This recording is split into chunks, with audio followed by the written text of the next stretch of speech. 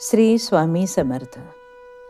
सहज भक्तियोग चॅनलमध्ये तुलसी विवाहाच्या निमित्ताने आपले मनःपूर्वक स्वागत.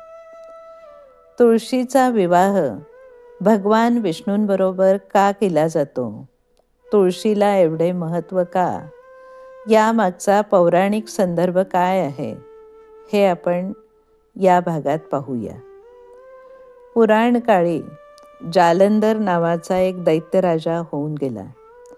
इंद्राचा अहंकार दूर करण्यासाठी भगवान शिवाने आपला तिसरा डोळा उघडला आणि त्या क्रोधाग्नीतून जालिंदरचा जन्म झाला असे पुराणात सांगितले जाते.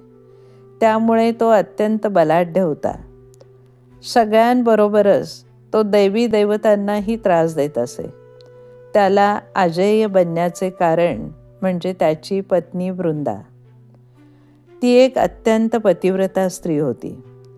तिच्या पातिव्रत्याच्या पुण्याईमुळे जालंधर कोणत्याही देवाकडून पराभूत केला जाऊ शकत नव्हता. त्यामुळे तो एवढा उन्मत्त झाला होता की त्याने भगवान शिवाशी युद्ध पुकारले.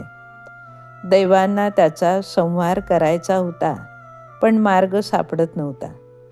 म्हणून ते भगवान विष्णूंकडे गेले. विष्णूंनी युक्ती केली.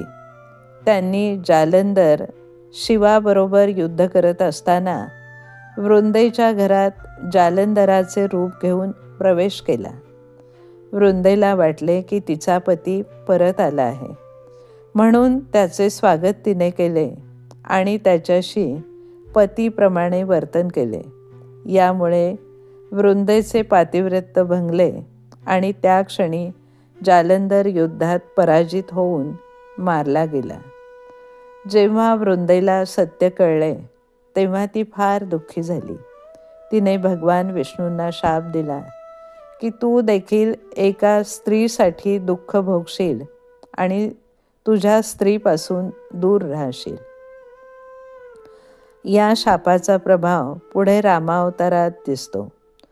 भगवान विष्णू जेव्हा रामरूपात अवतरले तेव्हा त्यांना सीतेपासून विरह सहन करावा लागला. आपल्या केलेल्या चुकीबद्दल विष्णूंना पश्चाताप झाला आणि त्यांनी वृंदेला वचन दिले की तू तुळशी बनशील, एक पवित्र वनस्पती बनशील. तू माझ्या पूजेमध्ये सर्वात श्रेष्ठ मानली जाशील. तुझ्या विना माझी पूजा पूर्ण होणार नाही. यानुसार वृंदा एक पवित्र झाड म्हणजे तुळशी बनली. त्यानंतर देवांनी आणि लोकांनी तुळशी आणि विष्णूच्या प्रतिकात्मक विवाहाचा विधी सुरू केला, जो तुलसी विवाह म्हणून प्रसिद्ध आहे. तुलसी विवाह कार्तिक महिन्यातील शुक्ल पक्षातील द्वादशी ते पौर्णिमा या काळात साजरा करतात. या दिवशी घरामध्ये किंवा देवालयांमध्ये तुळशीच्या रोपट्याला सुंदर पोशाख घालतात, शुभमंगल विधी करतात. विष्णूचा किंवा शाळीग्रामाचा विवाह तुळशीशी लावतात.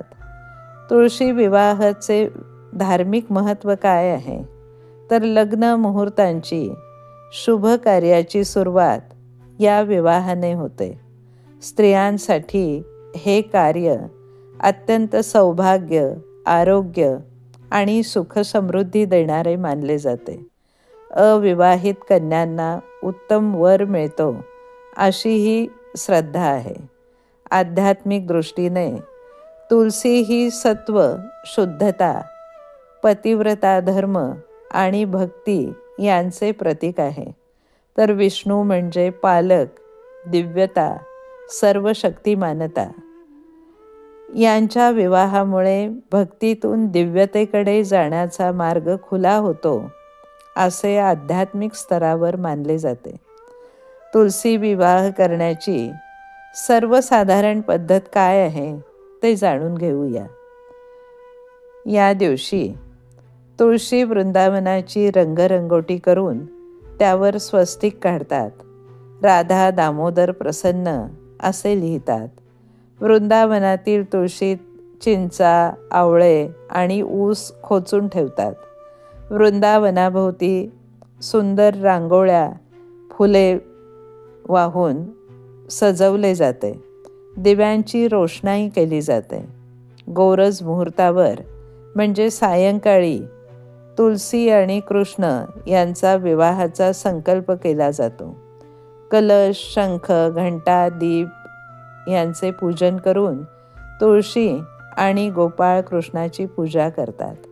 त्यानंतर कृष्णाच्या मूर्तीचे तोंड तुळशी वृंदावनाकडे करून जमलेल्यांना अक्षता वाटतात.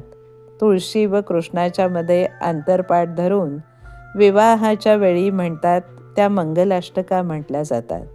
नंतर सर्वजण वृंदावनावर व कृष्णावर अक्षता टाकून टाळ्या वाजवतात, वाद्य वाजवतात आणि आंतरपाठ बाजूला करून एक फुलांची माळ गोपाळ कृष्णाला आणि दुसरी तुळशीला घालून तुळशी व श्रीकृष्णाची आरती व प्रार्थना करतात. सुवासिनी तुळशीला हळदी कुंकू वाहून तिची ओटी भरतात. अशा रीतीने तुळशी विवाह संपन्न होतो. तुळशी विवाह सोहळ्याने आपल्याला सौभाग्य, सुख, समृद्धी लाभो ही सदिच्छा.